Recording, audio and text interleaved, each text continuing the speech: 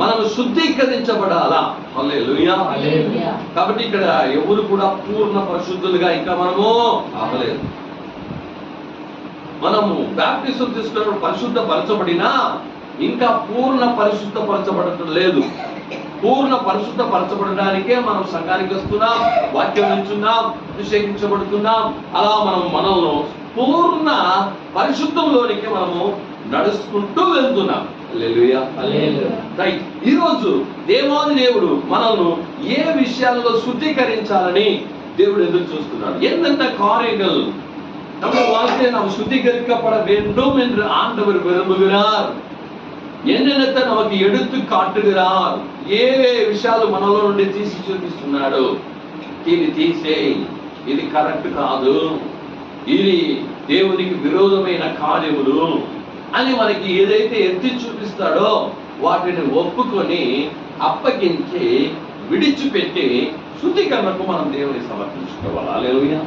இவைகளெல்லாம் நம் தேவன் நம்மிடத்திலிருந்து எடுத்து காட்டி இது வேண்டாமா, இது தேவனுக்கு பிரியமானது அல்ல என்று சொல்லி நமக்கு எடுத்து காட்டுகிறாரோ அவைகளை நாம் ஒத்துக்கொண்டு என்ன செய்யணும்?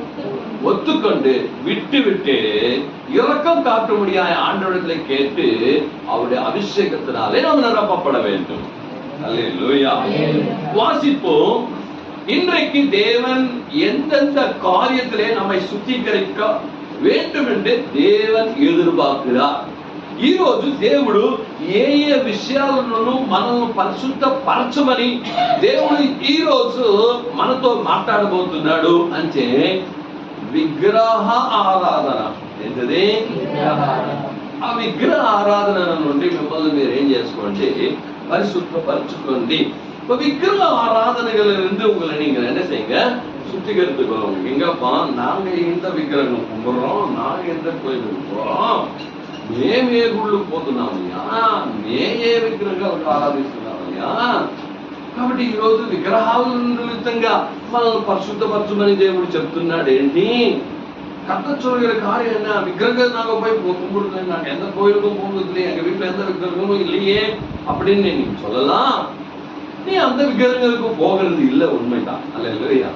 అలాంటి విగ్రహ కార్యాలకు వెళ్ళడం లేదు, కరెక్టే.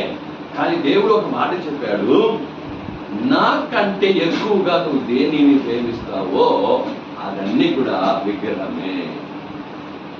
దేవుని కంటే ఎక్కువగా ఏ భార్యనైనను, భర్తనైనను, పిల్లనైనను, అక్క చెల్లెండ్రులను, అన్నదమ్ములైనను, ఆస్తినైనను, బండి అయినను, కారు అయినను, నేల అయినను, ఇల్లు అయినను